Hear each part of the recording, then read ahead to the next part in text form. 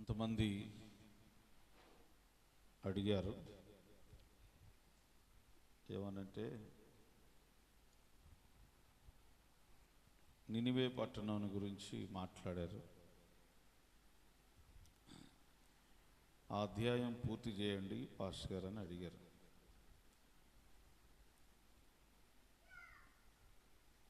ప్రియులారా,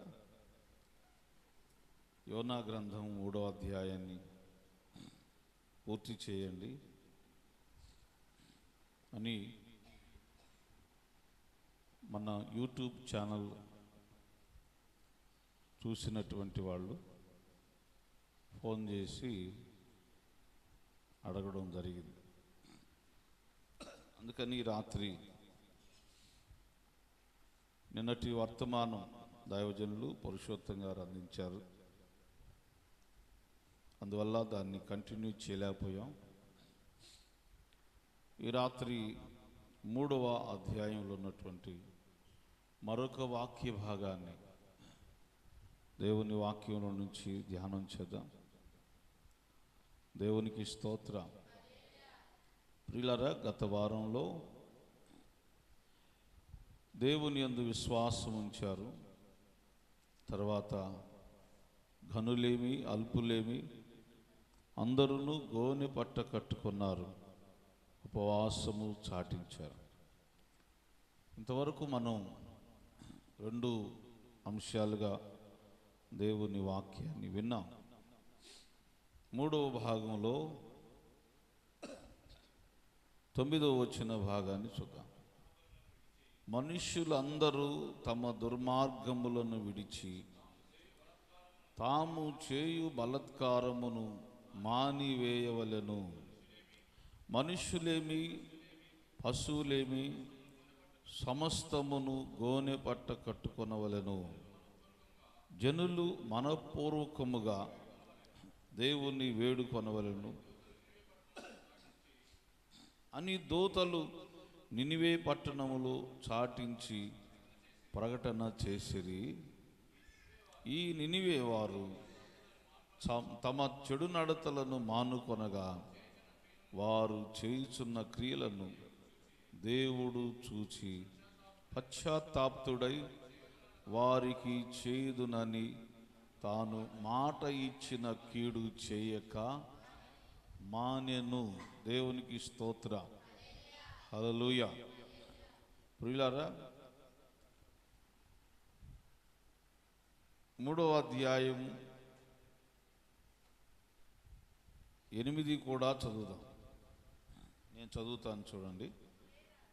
ఒకవేళ దేవుడు మనస్సు త్రిప్పుకొని పశ్చాత్తాప్తుడై మనము లయము కాకుండా తన కోపాగ్ని చల్లార్చుకొనును గనుక మనుష్యులు ఏది పుచ్చుకొనకూడదు,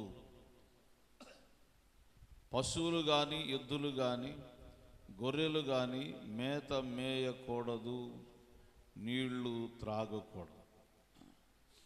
లెక్కేయండి. 1, మనుషులు ఏది పుచ్చుకొనకూడదు. మీరు అంకెలు లెక్కేయండి. 2వది నేనే చెబుతున్నా కదా, పశువులు కానీ ఎద్దులు కానీ గొర్రెలు కానీ మేత మేయకూడదు, నీళ్ళు ఎన్నైనా చెప్పరా? 5? 1, ఏది పుచ్చుకోకూడదు మనుషులు. 2వది మేత మేయకూడదు. 3వది నీళ్లు త్రాగకూడదు. 3 వచ్చినాయి నాకైతే. తర్వాత 9వ వచనంలో మనుష్యులందరూ తమ దుర్మార్గములను విడిచిపెట్టాలి. 4. 5వది మీరు చేసే బలత్కారమును మానివేయాలి. 6వది గోనె పట్ట కట్టుకోవాలి. సమస్తమును అందరూ, మీరే కాదు పశువులు కూడా గోనె పట్ట కట్టుకోవాలి. 7వది మనపూర్వకముగా దేవుని వేడుకోవాలి. ఎన్ని అంశాలు? ఎన్నండి? 7 అంశాలు. ఇందులో ఈ భాగాలన్నీ ఉన్నాయి. ప్రియులారా గమనించండి, దేవుని వాక్యాన్ని శ్రద్ధగా వినండి. ఒకటి, అసలు మొట్టమొదట చెప్పబడినటువంటి మాట చాలా అమూల్యమైనది. వాళ్ళకు వచ్చినటువంటి నిర్ణయం చెబుతున్నారు. ఏంటి ఆ నిర్ణయం అంటే, దేవుని కోపం మన మీద పూర్తిగా ఉంది. దేవుని కోపము మన మీద పూర్తిగా ఉంది. కాబట్టి ఏం చేద్దాం? ఆయన కోపాన్ని ఎవరు చల్లార్చలేరు అన్నట్లుగా, ఏ విధంగా ఆయన మన మీద కోపం పడ్డాడో ఆ కోపమంతా తొలగిపోయి మనకు దీవెనగా మార్చబడాలి, మనం రక్షించబడాలి. కాబట్టి ఈ రీతిగా చేస్తే ఒకవేళ దేవుడు పశ్చాత్తాపడతాడేమో, మనస్సు త్రిప్పుకొని, అంటే ఆయనకున్నటువంటి ఆ మనస్సును త్రిప్పివేసి పశ్చాత్తాప్తుడై, దేవుని బిడ్డలారా, మనము లయము కాకుండా తన కోపాగ్ని చల్లార్చుకొనును. చూడండి ఏమనుకుంటున్నారు వాళ్ళు? దేవుడైన యెహోవా ఆయన మనస్సును త్రిప్పుకుంటాడు, రెండవది పశ్చాత్తాపడతాడు, మూడవది మనం సేఫ్గా ఉంటాం, మనం లయము కాకుండా దేవుడు మనల్ని కాపాడుతాడు. ఒకవేళ అంటే చూడండి వాళ్ళకు వచ్చిన ఆలోచన, ఒకవేళ దేవుడు మనం ఇలాగూ జీవిస్తే దేవుడు ఇలా చెయ్యొచ్చు అని ఆలోచించారు వాళ్ళు. దీనికి నేనేం చెబుతున్నానంటే, ఈ నినివే పట్టణస్థులు ఒక మంచి ఆలోచన చేశారు, ఒక మంచి ఉద్దేశాన్ని, ఒక మంచి నడవడికను గురించి ఆలోచన చేశారు. చాలా జాగ్రత్తగా వినండి. దేవునికి ఉన్న కోపాన్ని తీసివేసే మార్గం ఏంటి అని ఆలోచన చేశారు. మనం ఎలా జీవిస్తే దేవుని కోపం తొలగిపోద్దని వాళ్ళు దైవత్వపు యొక్క ఆలోచన వైపు తిరగడం నాకైతే చాలా అద్భుతం అనిపించింది. ఈనాడు ప్రజలు ఏదైనా కీడు జరుగుతుందంటే దేవుని ఆలోచన వైపు తిరగట్లా. ఈ కీడు ఎలా తొలగిపోద్ది, మనం దేవునికి ఏం చేయాలి, దేవునికి ఎలా నడిస్తే మన మీద ఉన్నటువంటి కీడు తొలగిపోద్దని ఆలోచన ఇట్లా అనేక ప్రాంతాలకు తిరుగుతున్నారు. బైబిల్ గ్రంథంలో ఒక ఆమె ఉంది, ఆమెకు రక్తస్రావ రోగం ఉంది. సుమారు 12 సంవత్సరాలు ఆమె తిరగని ప్రాంతం లేదు, ఆమె వెళ్ళని చోటు లేదు. ఆమె దేవుని బిడ్డలారా వెళ్ళని వైద్యశాల అంటూ, అంటే ఆ దినాల్లో ఉన్నటువంటి వైద్యశాల అంటూ లేదు. తనకున్న బలహీనతను బట్టి ఎవరు ఏ చెబితే ఇలా చేస్తే తగ్గిద్ది, ఇలా చెబితే తగ్గిద్ది, ఇలా చేస్తే నీకున్నటువంటి వ్యాధి పోతుందని చాలామంది చెప్పుంటారు. 12 సంవత్సరాలు పట్టింది. దేవుని పిల్లలు కూడా ప్రియులారా, వారికి కలుగుతున్నటువంటి శోధన కానీ, శ్రమ కానీ, వేదన కానీ, వారికి కలుగుతున్నటువంటి ఆటంకాలు కావచ్చు, లేకపోతే దుఃఖమే కావచ్చు, అది ఏదైనా కానీ దేవుని బిడ్డలారా ఏం చేస్తున్నారంటే దేవుని తట్టు చూడకుండా, ఈ ఆలోచన చేయకుండా దేవుడి దగ్గరికి వెళ్తే బాగు చేస్తాడు. అసలు ఈ బలహీనత మనకెందుకు, ఈ సమస్య మనకెందుకు కలిగిందో, ఈ సమస్యలన్నీ తొలగించే దేవుడు ఉన్నాడు, ఆయన దగ్గరికి వెళ్ళి మొరపెడదాం అని ఆలోచన చేయట్లేదు చాలామంది దేవుని పిల్లలైనటువంటి వారు. ఏం చేస్తే మనం త్వరగా ఈ శ్రమల నుంచి బయటపడతాం, ఎలా చేస్తే, ఏం చేస్తే అంటే నేను మీకు బాగా అర్థమయ్యేటట్టు చెప్పాలంటే ప్రియులారా, కొందరు ఆచారాలని, కొందరు లేనిపోయినటువంటి మంత్రతంత్రాలని, కొందరు దేవుని బిడ్డలారా ఎవరైనా ఏదైనా చెబితే అది వాక్యానుసారమా కాదని కూడా చూడరు. దేవునికి స్తోత్ర, హల్లెలూయా. అంటే నినివే పట్టణస్థులకు ఉన్నటువంటి ఒక ప్రత్యేకత ఏంటంటే దేవుడు మన మీద కోపపడ్డాడు. దేవుని కోపం మన మీద ఉంది. ఆ కోపము చల్లార్చే ఆలోచన చేయడం ప్రారంభించారు. అది చాలా గొప్ప విషయం అసలు. దేవునికి స్తోత్ర. మన ఇంట్లో శోధన జరుగుతుంది. ఈ శోధన తొలగించుకోవడానికి దేవుడే మనకు ఆశ్రయం అనుకోవడం అది గొప్పతనం. ఆయన దగ్గరికి వెళ్ళి మోకరిస్తే ఆయనే మనకున్నటువంటి శ్రమలన్నిటినీ, శోధనలన్నిటినీ, ఆటంకాలన్నిటినీ దేవుడే తొలగిస్తాడని ఆ ఆలోచన, శ్రేష్టమైన తలంపు చేయడమే గొప్ప సంగతి. చాలామంది అలా చేయరు.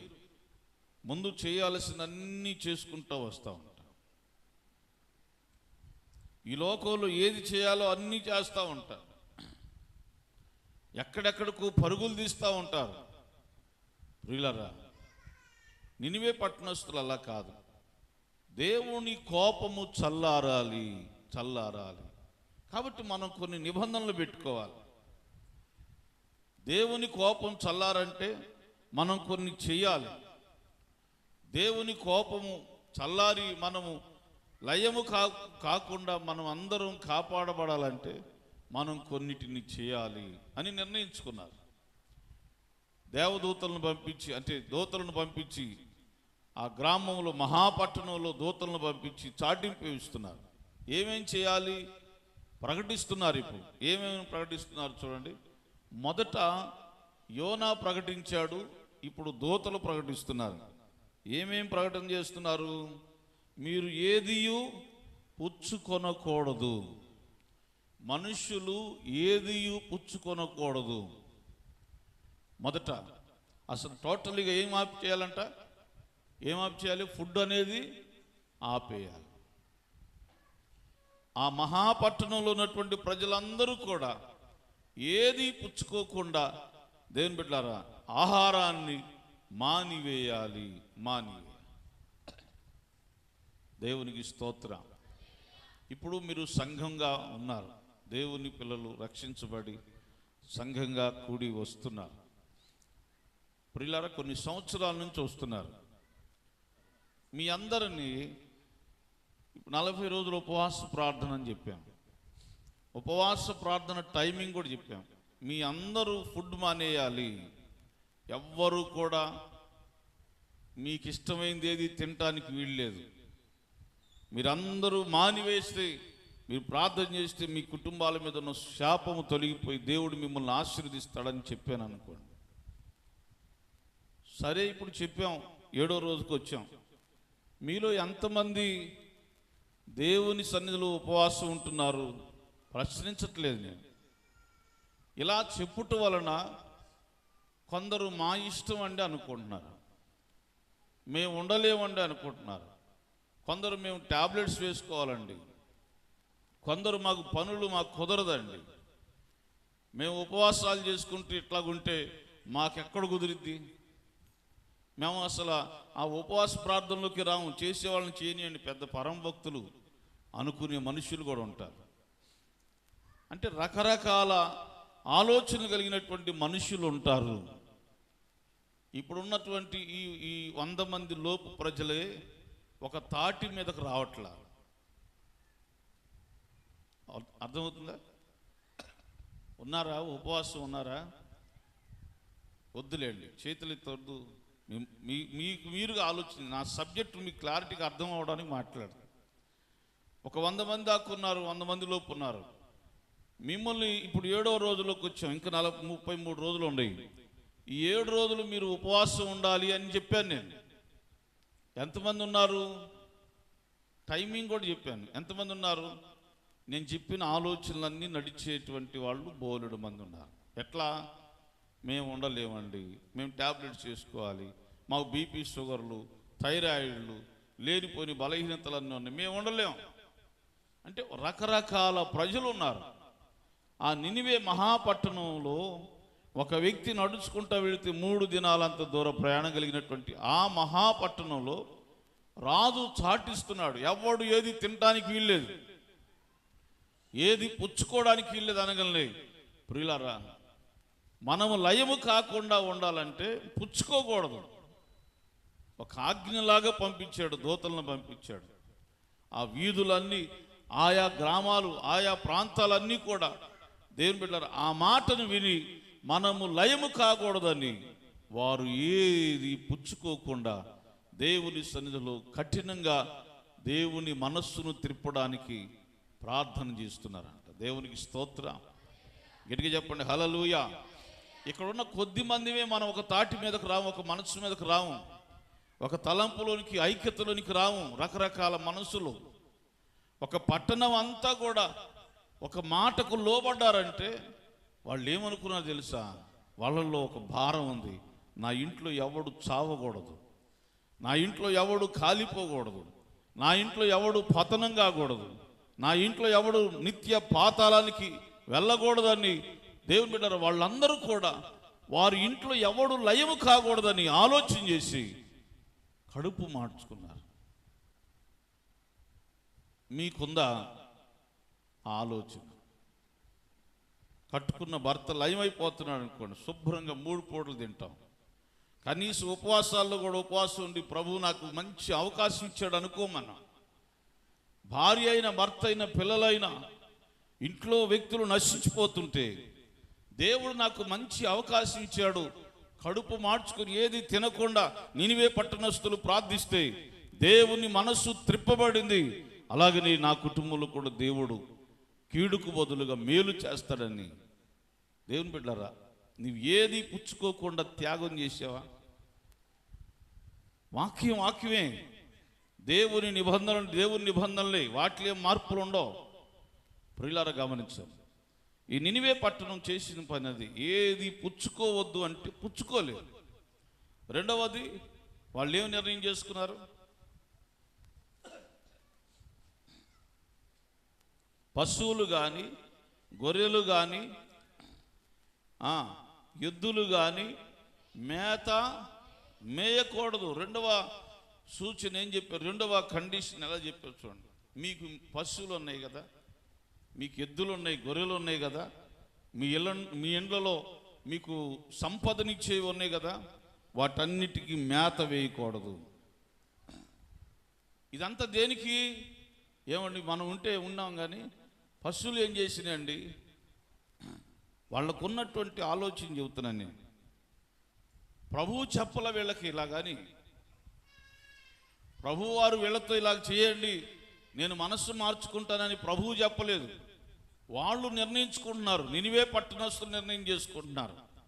మనం చేసేదాన్ని చూసి ప్రభువు తన మనస్సును తిప్పుకోవాలి.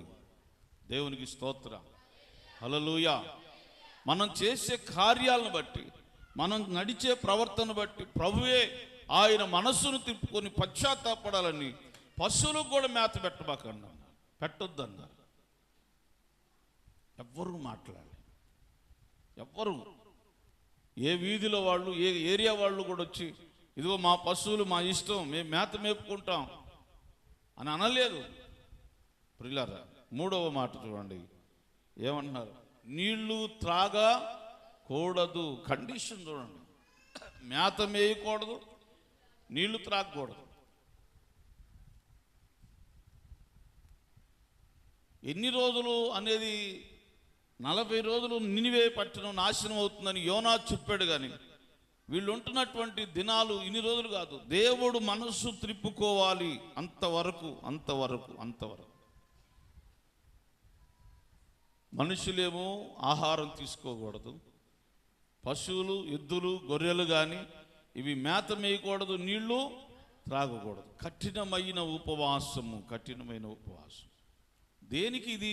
ఎందుకు ఇలా నిర్ణయించుకున్నారు వాళ్ళంటే, మన కుటుంబము లయము కాకూడదు, మన గ్రామం లయము కాకూడదు, ప్రియులారా మన ప్రాంతము లయము కాకూడదని వారికి వారుగా తీర్మానం చేసుకుని నిర్ణయించుకున్నారు. దేవుడే మనస్సు త్రిప్పుకోవాలి మనం చేసే ఈ ఉపవాసాన్ని చూసి. మరి మీ ఉపవాసం ఎలా ఉందో అది మీకే తెలియాలి. ఆచారమా, లేకపోతే ఉపవాసం ఉన్నాంలే అని పేరుక, ఏదో ఒక ఉద్దేశం ఉండాలి కదా. ఒక విశ్వాసి తన ఉపవాస ప్రార్థన చేస్తున్నప్పుడు, సంఘ ఉపవాస ప్రార్థన ప్రకటించినప్పుడు సంఘం ఒక ఉద్దేశంతో, ఒక గోల్తో నిర్ణయించి ఉపవాస ప్రార్థన ప్రారంభిస్తారు. ఉపవాసం చేస్తున్న నీకు ఒక ఉద్దేశం ఉండాలి. అసలు ప్రారంభంలో చెప్పా, నీ మీద ఏముంది, అసలు నీ కుటుంబం మీద ఏముంది, ఆశీర్వాదమా శాపమా? ఒకవేళ శ్రమలు, దుఃఖము, వేదన, దేవుని బిడ్డలారా ఏం చేసినా కూడా ఆశీర్వాదం, డెవలప్మెంట్, బ్లెస్సింగ్స్ అనే లేవా? ఎందుకు ఇలా జరుగుతుంది? అసలు నీ ఇంటి మీద ఏముంది? అవన్నీ కూడా మార్చబడి దీవెనగా దేవుడు మార్చడానికి ఉపవాసం ఉంటున్నావు చెప్పాను నేను మొదటి రోజున, ప్రియులారా.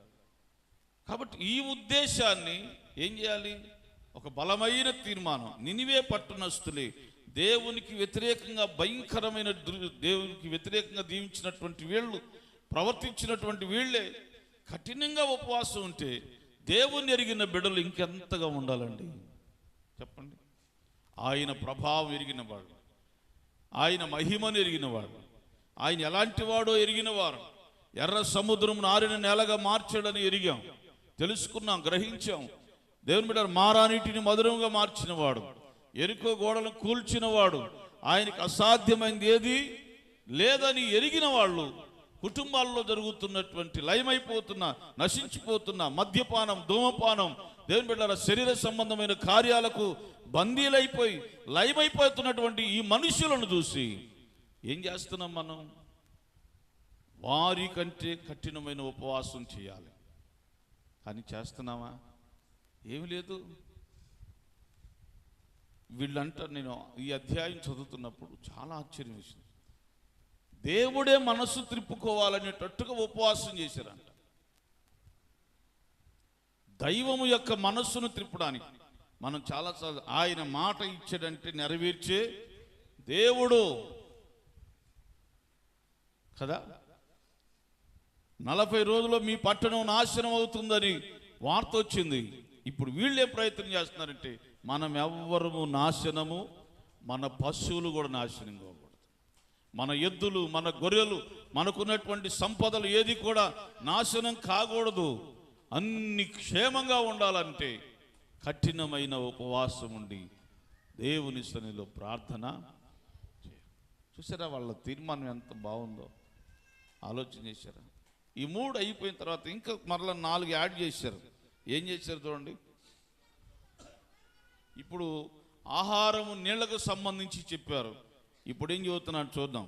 కొంచెం లోతుగా వెళ్ళారు వాళ్ళు. మనుష్యులందరూ తమ దుర్మార్గములను విడిచి తాము చేయు బలాత్కారమును మానివేయవలెను. చూడండి, ఇప్పుడు వ్యక్తిగత జీవితాల్లోకి వెళ్ళి వాళ్ళు నిర్ణయాలు తీసుకున్నారు. ఒకటి, ఉపవాసం ఉంటే, అది కూడా కఠినంగా ఉపవాసం ఉంటే దేవుడు గొప్ప కార్యం చేస్తాడు, దేవుడు అద్భుతం చేస్తాడు, ఆయన మనసును తిప్పుకుంటాడు అనుకున్నారు. అంతటితో వాళ్ళ ఆలోచనలు ఆపలేదు. ఇంకొకటి ఏం చేశారంటే, అసలు దేవుడు కోపడుతున్న కారణం ఏంటి? మనం ఆయనకి వ్యతిరేకంగా జీవిస్తున్నాం కాబట్టి, మన క్రియలు ఆయనకి వ్యతిరేకంగా ఉన్నాయి కాబట్టి, వాక్యానికి వ్యతిరేకంగా ఉన్నాయి కాబట్టి, ఎవరికి ఇష్టం వచ్చినట్లుగా వారు జీవిస్తున్నారు కాబట్టి దేవుడు ఇంత కోపడ్డాడు. కాబట్టి ఏం చేయాలంటే, మనుషులందరూ కూడా వారి దుర్మార్గతలను విడిచిపెట్టాలి. మీ సాక్ష్యాలు మారాలి, మీ ప్రవర్తన మారాలి, వాటిని విడిచిపెట్టాలి. అంతే, ఎవడు చేయకూడదు. ఈ నినివే పట్టణంలో ఎవడు, దేవుని బిడ్డలారా, దుర్మార్గాలు, బలాత్కారం చేయడం, ఎవరికి ఇష్టం వచ్చినట్టు వాడు చేయడం, ఒక్క క్రైమ్ కూడా కనబడకూడదని వారు దూతలకు ఆజ్ఞాపించారు. వాళ్ళు వెళ్ళి చెబుతున్నారు, బాయ్, ఈ వీధిలో ఎవడు దుర్మార్గం అనేది కనిపించకూడదు, ఎవడు చెడు ప్రవర్తించకూడదు, బలాత్కారం చేయకూడదు, స్త్రీలనేమి యవ్వన బిడ్డలనేమి ఎవరు కూడా బలాత్కారం చేయకూడదు, చాలా జాగ్రత్త, తెలిసిందా ఊరుకోమని వాళ్ళు ప్రకటించడం ప్రారంభించారు. ప్రియులారా, వారి కుటుంబాల్లో, వారి వ్యక్తిగత జీవితాల్లో ఉన్నటువంటి దుర్మార్గాన్ని వారు ఎరిగిన వారై మనం చేస్తుంది ఇది దుర్మార్గం, దేవుని వాక్యానికి వ్యతిరేకంగా జీవిస్తున్నామని తెలుసుకొని ఇప్పుడేం నిర్ణయం చేసుకుని దాన్ని విడిచిపెట్టాలి. ఎవరు? అందరూ. అందరూ. దేవునికి స్తోత్రం. గట్టిగా చెప్పండి హల్లెలూయా. ఈరోజు మీ ఇంట్లోకి వెళ్ళి చెప్పండి. లేదు మీ ఇంట్లో ఉన్న వ్యక్తులకి ఇదే పాస్టర్ గారు లేకపోతే ఒక ఉపదేశకుడు, ఒక బోధకుడు, ఒక సువార్థికుడు అయ్యా నీ దుర్మార్గాన్ని విడిచిపెట్టంటే ఏం చెప్తారు? చాలే పోయా, నువ్వు ముందు బాగుపడు. ఏమంటారు? నువ్వు బాగుపడు. ఎవరు? ఆ యోనా చెబితే మీరు వచ్చి మాకు చెబుతున్నారా? మా సంతోషాన్ని ఎవడు కాదంటాడు? మా డబ్బులు మేము దాగుతున్నావు, నువ్వేమైనా ఇస్తున్నావా? మా డబ్బులు మేము దాగుతున్నావు, నువ్వేమైనా ఇస్తున్నావా? నా శరీరం నా ఇష్టం, నేను ఏడైనా తిరుగుతా, ఎక్కడికైనా వెళ్తా, ఎంత దూరమైనా పోతా, నా ఇష్టం. నువ్వెవరవే నాకు చెప్పేది? యోనా చెబితే నువ్వు వచ్చి చెబుతున్నావు మాకు. మా సుఖాన్ని, మా సంతోషాన్ని మేము ఎందుకు పోగొట్టుకోవాలి? ఎన్నో వ్యతిరేకతలు రావచ్చు, కానీ ఆ నినివే పట్టణంలో వాళ్ళ ఒక నిర్ణయం ఏంటంటే ఎవడు లయము కాకూడదు, ఎవరు లయము కాకూడదు, ఎవరు పాతాళానికి వెళ్ళకూడదు, ఎవరు నశించిపోకూడదు. పిల్లరా, వాళ్ళు తీసుకున్న నిర్ణయం దుర్మార్గం అనేది మన పట్టణంలో ఎక్కడ కూడా ఏ మూల కూడా కనిపించకూడదు. ఇదే దేవుని పిల్లలకు ఉండాల్సిన భారం. ఇంటిలో, కుటుంబంలో, సంఘంలో ఎక్కడ కూడా ఏ మూలను కూడా దేవునికి ఆయాసకరమైంది కనిపించకూడదు. గట్టిగా స్తోత్రం చెప్పండి హల్లెలూయా, హల్లెలూయా. పిల్లరా గమనించండి, నేను అంటున్నాను అనుకోను కాదు, కానీ నేను చూస్తూ ఉన్నాను కాబట్టి చెబుతున్నా. చాలా చాలా దూర ప్రాంతాలు వెళ్తూ ఉంటాం, కొన్ని సాక్ష్యాలు వింటూ ఉంటాం, చూస్తూ ఉంటాం. కొన్ని ఇళ్లల్లో భార్య అక్కడే ఉంటుంది, పిల్లలు అటు తిరుగుతూ ఉంటారు, కొంతమంది చదువుకుంటూ ఉంటారు. ఈ యజమాని మధ్యలో టేబుల్ ఒకటి పెట్టుకొని, ఆయనకు తోడు ఇంకొకళ్ళు ఇద్దరిని పెట్టుకొని, మందు గ్లాసులు పెట్టుకొని, ఏమని పెట్టారా, ఏయ్ మొక్క తీసురా అంటాడు. ఇది ఇంట్లో. అసలు ఇంకా చాలా చాలా భయంకరమైనటువంటి విషయాలు చాలా చాలా ప్రాంతాల్లో మేము చూస్తూ ఉంటాం. ఈ మధ్య ఒక ఇంట్లో వాక్యం చేయడానికి, ఒక చర్చిలో వాక్యం చేయడానికి వెళ్ళాను. ఒక పావు గంట లేట్గా వెళుతున్నాను. చర్చికి కొంచెం 2 ఇళ్ళు అవతల, ఇక నేను ఆ ఇంటికి, ఆ చర్చికి వెళ్ళాలంటే 2 ఇళ్ళు దాటి రావాలి. బయట లైట్ వేసుకొని, లైట్ కింద ఆ రేకులు ఉన్నాయి, రేకుల కింద వీళ్ళు కూర్చొని ఉన్నారు. మొత్తం ఒక 3-4 కూర్చొని ఉన్నారు. వాళ్ళ ఆవిడేమో ప్లేట్ తీసుకొచ్చి ఆయనకి ఇస్తుంది. వీళ్ళు 3 గ్లాసుల్లో పోసుకుంటున్నారు. ఒకడు సిగరెట్ తాగుతావు అంటున్నాడు. నేను చూసిన సందర్భం చెబుతున్నా. ఇంట్లో ఏమండి, ఇళ్ళల్లో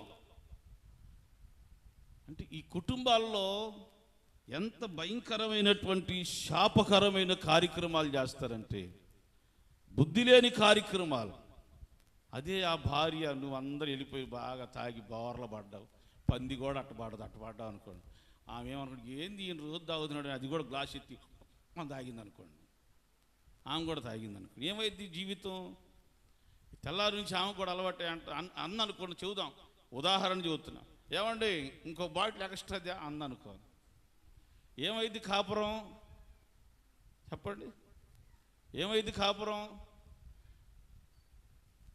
అంటే ఇంకింత జ్ఞానం కూడా లేకుండా ప్రజలు, నినివే పట్టిన ప్రజలను దేవుడు చూసి కోప్పడింది. అందుకే అంటే కొంచెమైనా జ్ఞానము లేకుండా, స్థితిగతులు ఒకలాగా ఉండో ప్రియులారా, పరిస్థితులు ఒకలాగా ఉండో. అందుకే ఈ రాజు తన దూతలను పంపించి అంటున్నాడు, మన పట్టణంలో ఒక్క ఇంట్లో కూడా దుర్మార్గత ఉండకూడదు, ఏ మూలను చూసినా కూడా దుర్మార్గత కనిపించకూడదు, బలాత్కారం చేసేవాళ్ళు కనపడకూడదు. వారు వాటిని విడిచిపెట్టాలి. ఎక్కడన్నా చేసినట్టుగా ఉందా శిక్షే, అంటే విడిచిపెట్టాలి. వాళ్ళు చెప్పిన కాన్సెప్ట్ ఏంటంటే, వాళ్ళు తీసుకున్న నిర్ణయం ఏంటంటే, మనం చేసిన దాన్ని దేవుడు చూసి పశ్చాత్తాపడాలి. దేవునికి స్తోత్రం. మనసు తిప్పుకోవాలి, దేవుడు మనసు తిప్పుకోవాలి. నేను కండిషన్ అప్లై చేశాను అనుకోండి, సరే అని మీరు అంటే ఎట్లా ఉంటుంది? నేను కష్టపెట్టి మిమ్మల్ని తల వంచినట్టుగా ఉంటుంది. నినివే పట్టణంలో జరిగింది అది కాదు. రాజు ఏమి ప్రకటించాడంటే, మనం చేసేటువంటి క్రియలను చూసి దేవుడు మనస్సు మార్చుకోవాలి. కాబట్టి ఆయన చూసే ప్రతి ఇంటిని, ప్రతి ఇంటిలో ఉన్న ప్రతి వ్యక్తిని, ప్రతి జీవిని, ప్రతి జంతువును దేవుడు చూస్తాడు. కాబట్టి దేవుడు మనస్సు మార్చుకునేటట్టుగా మీ వ్యక్తిగతంలో, జీవితంలో, మీ హృదయాల్లో మార్పు రావాలి. దేవునికి స్తోత్రం. ఇండివిజువల్గా ప్రతి వ్యక్తి కూడా ఇంటర్నల్గా మీకు మీరుగా మార్పు చెందాలి. అది మార్పు అంటే. దుర్మార్గతను విడవాలని నేను అనుకోవాలి, నాలో ఉన్న దుర్మార్గతను, చెడుతనాన్ని విడిచిపెట్టాలని మీరు అనుకోవాలి. ఒక కండిషన్ ద్వారా జరిగేది కాదు, యాక్టింగ్ కాదు ఇది. హృదయాలలో మార్పు రావాలని దేవుడు మనసు త్రిప్పుకోవాలి. మేము మనసు త్రిప్పుకున్నామయ్యా, మేము మారామయ్యా అని దేవుడు ముందు వెళ్ళి మాట్లాడితే దేవుడు ఏమంటాడు తెలుసా?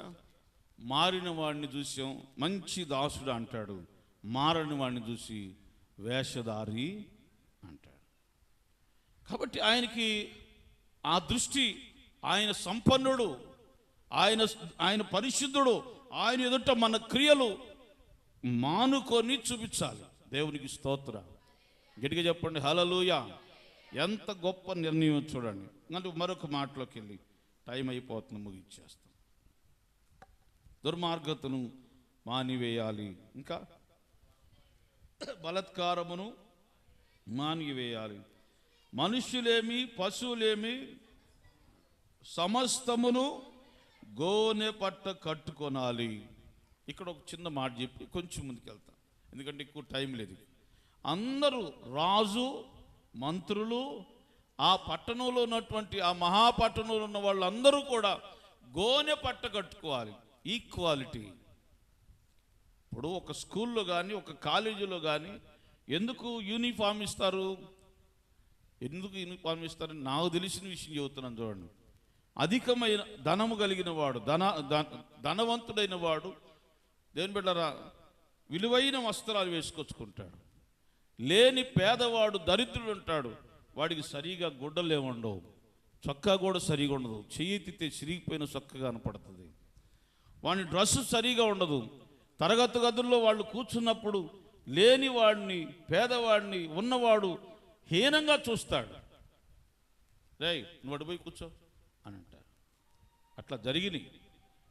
అందుకని స్కూల్లో చదువుకునేటప్పుడు ఈ పేద ధనిక అనేది కనిపించకుండా, వేరియేషన్ లేకుండా అందరూ ఒకే డ్రెస్సులో ఉండి చక్కగా విద్యను అభ్యసించాలని, నేర్చుకోవాలని యూనిఫామ్ పెడతారు. అందరూ ఒకటే అనే భావాన్ని నేర్పిస్తారు. ఈక్వల్ డ్రెస్ చేయటం వల్ల దేని పెట్టారా వాళ్ళ స్టేటస్ అర్థం కాదు, ఇక వాళ్ళకున్న పరిస్థితులు అర్థం కావు. అందరిది ఒకే డ్రెస్, ఒకే డ్రెస్. నేను గొప్ప, నువ్వు తక్కువ, నువ్వు మిడిల్, లేకపోతే నువ్వు ఫలానా వాడివి, ఫలానా అంటానికి ఉండదు ఇక. అందుకని ఇక్కడ మనం నేర్చుకోవాల్సింది ఏంటంటే, రాజు నుంచి దిగువ స్థాయి మనుష్యుడు కూడా గోనె పట్ట కట్టుకోవాలి. ఇందులో ఉద్యోగం లేదు, ఇందులో ఎక్కువ లేదు, ఇందులో ఆధిపత్యం లేదు, ఇందులో ఫలానా అని లేదు. మనమందరము కూడా ఒకే రకముగా ఐక్యత కలిగి సోదరులుగా మారిపోవాలి. దేవునికి స్తోత్రం చెప్పండి, గట్టిగా చెప్పండి హల్లెలూయా. ఒకే వస్త్రాన్ని ధరించాలి, అందరూ గోనె పట్టు కట్టుకోవాలి. నేను రాజుని, రాజ వస్త్రాలు వేసుకుంటానంటే కుదరదు.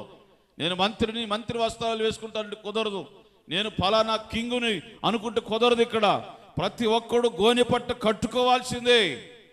దేవుడు మనల్ని చూసి అరే వీళ్ళు మారిపోయారు అని ఆయన మనసు తిప్పుకోవాలి. ఐక్యత, ప్రేమ, ఏక మనస్సు, సహోదరులు ఐక్యత కలిగి ఉండుట ఎంత మేలు, ఎంత మనోహరము. దేవునికి స్తోత్రం. మరి సంఘంలో కానీ, కుటుంబంలో కానీ ఈ ఐక్యత కనబడుతుందా? సరే నెక్స్ట్ దాంట్లోకి వెళ్ళిపోతారు, టైం అయిపోయింది కాబట్టి. ప్రియులారా, జనులు మనపూర్వకంగా దేవుని వేడుకొనవలెను. దేవునికి స్తోత్రం. ఇది చాలా ఇంపార్టెంట్ పాయింట్. ఇది ఎట్లా వేడుకోవాలంట? ఎలా వేడుకోవాలి? మనపూర్వకంగా అంటే మనసారా ఈ హృదయాన్ని దేవుని సన్నిధిలో ప్రోక్షించి మనపూర్వకంగా, అయ్యా నా కుటుంబం నశించిపోకూడదయ్యా, మా నినివే పట్టణంలో ఒక్క ఇల్లు కూడా నీ కోపానికి గురి కాకూడదు ప్రభువా, మా ఇంటిలో ఎవరు నీ కోపానికి గురి కాకూడదయ్యా. అయ్యా మేము చేసింది వాస్తవమే, నీకు వ్యతిరేకంగా జీవించింది వాస్తవమే, మమ్మలను కాపాడండి, మా చెడు నడతలు మేము మానుకున్నాం అయ్యా, మమ్మల్ని చూడండి. దేవునికి స్తోత్రం చెబుదా. హల్లెలూయా, హల్లెలూయా. మమ్మల్ని చూడండి అయ్యా, మా కుటుంబాల్లోకి వచ్చి చూడయ్యా, మా కుటుంబాల్లో మా జీవితాల్లో తొంగి చూడయ్యా. మమ్మల్ని చూస్తే మాలో ఏ అపరాధము కనబడితే మమ్మల్ని శిక్షించు, అపరాధము కనబడకపోతే మా మీద నీ కోపాన్ని తీసివేయనాయన. ఇది వాళ్ళు ఇలాగ మనపూర్వకంగా ప్రార్థించడానికి వాళ్ళు అనౌన్స్ చేశారు. ఇక వాళ్ళు ఏం చేస్తుంటారంటారు? తిండి మానేశారు, నీరు త్రాగడం మానేశారు, వారి వస్త్రాలు తొలగించారు, వారు చేసిన బలత్కారములు దుర్మార్గతలన్నీ వాళ్ళన్నిటిని విడిచిపెట్టి దేవుని దగ్గర ఏడవడం ప్రారంభిస్తున్నారు. దేవునికి స్తోత్రం చెప్పండి. హల్లెలూయా. దేవుని దగ్గర ఏడ్చి అయ్యా మమ్మల్ని చూడయ్యా, మా ఇంట్లో ఒక్కడు కూడా నాశనం కాకూడదు. ఎప్పుడైనా ఇలా ఏడ్చామా మనం? ఎప్పుడైనా ఇలా అడిగామా? ఎప్పుడైనా ఇలాగ దేవుని పాదాలు పట్టుకొని, అయ్యా మా ఇంట్లో మా డాడీ లైవ్ కాకూడదు, పాతాళానికి వెళ్ళకూడదు, మా మమ్మీ పాతాళానికి వెళ్ళకూడదు, మా సోదరుడు మా సోదరి మా అక్క మా చెల్లెలు మా తమ్ముడు పాతాళానికి వెళ్ళకూడదయ్యా. అయ్యా అందరూ నీ పాద సన్నిధిలో పరలోక పట్టణంలో నిన్ను ఆరాధించే వరుసలో నిలబడాలి. ఎప్పుడైనా ఇలాగ ప్రార్థన చేసేవా? మనపూర్వకంగా అడిగేవా? ఈ నినివే పట్టణస్తులు అలాగా దేవుడు చూసినప్పుడు దావీదు అంటాడు, అయ్యా నీవు నన్ను చూడయ్యా, చూస్తాను దావీదు అన్నాడు. రాత్రి వేళ కూడా చూడయ్యా. ఏంటి దావీదు అంటే, నాలో ఏ దురాలోచన నీకు కానరాదయ్యా. దేవునికి స్తోత్రం. అడగలమా మనం? దేవుణ్ణి అడగలమా? రాత్రి వేళ కూడా చూడయ్యా నన్ను అంటే దావీదు అంటున్నాడు, అయ్యా రాత్రి వేళ కూడా ఏ దురాలోచన నాలో నీకు కనపడదో. దేవుడు ఒప్పుకున్నాడు కూడా. నిజమే దావీదు అన్నాడు. ప్రియులారా గమనించండి. రాత్రి అయితే టీవీల ముందు కూర్చుంటాం కదా, రాత్రి అయితే ఇష్టం వచ్చిన తలంపులు తలంచుతాం కదా, రాత్రి అయితే మనకిష్టమైన సంతోషకరమైన కార్యక్రమాలు కొనసాగిస్తాం కదా. నినివే పట్టణస్తులు అంటున్నారు, మమ్మల్ని చూడయ్యా, మీ చెడు నడతలు మానుకున్నా. దేవుడు వారిని చూసినంత వరకు కూడా అలాగూ కంటిన్యూ చేస్తూనే ఉన్నారంట. గట్టిగా సభకు స్తోత్రం చెప్పండి. హల్లెలూయా, హల్లెలూయా. మనం ఒకరోజు ఉపవాసం ఉండి, అమ్మయ్య ఇవాళ ఉపవాసం ఉన్నాం, ఇక దేవుడే కార్యం చేయాలా. ఎవరు చేయాలా? ఒకరోజు క్రిస్మస్ కాదు, గుడ్ ఫ్రైడే రోజు 3 గంటల దాకా ఆయన సమాప్తం అన్నదాకా పాపం అల్లాడిపోయి మెల్లో సిలువును 3 సార్లు దండం పెట్టుకొని 3 సార్లు దండం పెట్టుకొని ఎప్పుడు ముగిస్తాడు పాస్టర్ గారు అని అప్పుడు దాకుంటే, నేను ఈరోజు ఉపవాసం ఉన్నాను నిండుగా, ఇక దేవుడే చూసుకోవాలి నా పనులన్నీ, ఇక ఆయనే చూసుకోవాలనుకుంటాం కదా ఒక రోజుకి. నినివే పట్టణం అలా కాదు, అలాంటి పొజిషన్ కాదు. దేవుడు చూసి మనస్సు త్రిప్పుకొని పశ్చాత్తాపడి మరలా యోనా చేత ప్రకటించేంత వరకు కూడా, ఆ పట్టణానికి క్షేమ వాతావరణం కలిగేంత వరకు కూడా వారు దేవుని సన్నిధిని విడిచిపెట్టలేదు. దేవునికి స్తోత్రం. ఎప్పుడైనా అలా ఉన్నావా? నీ ప్రార్థన అలా చేసావా? ప్రత్యేకించుకున్న ప్రార్థన ఎప్పుడైనా అలా చేసావా? నీ ప్రార్థన దేవుడు విన్నాడని ఎప్పుడైనా ఆలోచించావా? నిరీక్షణతో ఎదురు చూసావా? మన ప్రార్థన 5 నిమిషాలు. ఆమేన్ అని చెప్పు. ఆమేన్, ఆమేన్, హల్లెలూయా. 5 నిమిషాలు కూడా ఏంది? వెనకమాలి ఎవరో ఉద్యోగం అంతా ఊడబెగినట్టు, నీ ఆస్తులన్నీ వెనకమాలి ఎవరో తీసుకెళ్ళిపోయినట్టు. ఆమేన్, అంతే. అసలు చేసిన ప్రార్థన, దేవుడు నా ప్రార్థన విన్నాడని నీ వ్యక్తిగత విశ్వాస జీవితంలో ఎప్పుడైనా నీకంటూ నీ మనస్సాక్షికి అర్థమయ్యేటట్టుగా, దేవుడు ఈరోజు నా ప్రార్థన విన్నాడు అనే ప్రార్థన చేసావా? నినివే పట్టణస్తులో ఉన్నటువంటి మంచి లక్షణాన్ని నేను చెబుతున్నాను. ప్రియులారా, చాలామంది సేవకులు కూడా ఈ విషయాన్ని నేను చెప్పాను. వాళ్ళు దేవుడు మమ్మల్ని క్షమించాడు అనేంత వరకు ఉన్నారు. అలా చేశారు ప్రార్థన. దేవునికి స్తోత్రం. నీవు అలా చేసావా?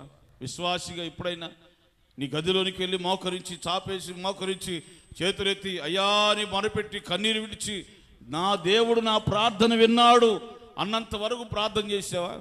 నీకు నీవుగా మరిచిపోయి దేవుని దర్శనం చూసి నా దేవుడు నాతో మాట్లాడాడు ఈ అనుభవం ఉందా? ఏం అవసరంలా. ఈరోజు అంత అఫీషియల్ ప్రేయర్ అనమాట. అఫీషియల్ భక్తి, అఫీషియల్ అప్డేట్ అయిపోయిన భక్తిలాగా ఉంది ఇప్పుడు. కనిపెట్టే ప్రార్థన లేవు. నినివే పట్టణస్థులు కనిపెట్టే ప్రార్థన చేశారు. దేవుని మనస్సు త్రిప్పుకొని క్షేమ వాతావరణాన్ని చూశారు వాళ్ళు. దేవునికి స్తోత్రం చెప్పండి. హల్లెలూయా, హల్లెలూయా. ఈ ఉపవాస ప్రార్థనలో నీ మీద ఏ కీడు రాకుండా దేవుడు నీకు క్షేమము కలుగునట్లుగా దేవుని బిడ్డలారా మనపూర్వకంగా దేవుని స్థలంలో ప్రార్థన చేయండి. మనపూర్వకంగా దేవుని స్థలంలో పోరాడండి. ప్రార్థనలో పోరాడండి. ఎక్కువగా ప్రార్థించండి. దేవుడు కీడుకు బదులుగా దీవెన దయచేస్తాడు. నినివే పట్టణాన్ని దేవుడు చేయుదునన్న కీడు చేయక మానెను. గట్టిగా సభలో స్తోత్రం చెబుదాం. హల్లెలూయా, హల్లెలూయా. ఒక పాస్టర్ ఒక ప్రవక్త దేవుని మీదకు, దేవుని బిడ్డలారా, అయ్యా నాకు తెలుసు ముందే నీవు నినివే పట్టణాన్ని నాశనం చేయవని నాకు తెలుసు, నినివే పట్టణం నాశనం అయిపోవాలని ఇలా చూశాడు ఒక ప్రవక్త. దేవుడు అన్నాడు వాళ్ళు చేసిన ప్రార్థన ఇంత అంతా దేవుడు సాక్ష్యం ఇస్తున్నాడు అని ప్రవక్తతో చెబుతున్నాడు. ఒక్క పూటలోనే సొర చెట్టు బాగా నీకు నీడొస్తే దర్జాగా పడుకున్నావు, అది ఎండిపోతే నువ్వు కోప్పడ్డావు, నువ్వు నీళ్లు పోయలేదు, నువ్వు నాట్ల విత్తనం వేయలేదు, ఏమీ లేదు, అది నేను వేయలేదా అని అనుకున్నావా? నీకే ఇంత బాధ ఉంటే మహాపట్టణంలో ఉన్న ప్రజలందరూ నేను వేసే అగ్నికి కాలిపోతే నాకెంత బాధ ఉంటుంది. వాళ్ళు నా సొత్తు కదా. వాళ్ళు ఏడ్చారు, వారి చెడు నడతలు మానుకున్నారు, మనపూర్వకంగా నా సన్నిధిలో ప్రార్థించారు. వాళ్ళను చూసి చేయుదునన్న కీడు చేయక నేను మానేస్తున్నా, వారికి క్షేమాన్ని దయచేస్తున్నా. దేవునికి స్తోత్రం. ఒక పాస్టర్కి ఇష్టం లేదు కానీ దేవుడు ఇష్టపడ్డాడు వాళ్ళ ప్రార్థన చూసి. దేవునికి స్తోత్రం. Praise the lord. Hallelujah, hallelujah. నీవు దీవించబడడం ఎవరికి ఇష్టం లేకపోయినా పర్వాలేదు కానీ నువ్వు చేసే ప్రార్థన బట్టి దేవునికి మాత్రం ఇష్టం అవుతుంది. ఆయన మెండైన ఆశీర్వాదాలతో దేవుడు నిన్ను నింపునుగాక. తల్ల వంచండి, ప్రార్థన చేసుకుందాం. Praise the lord.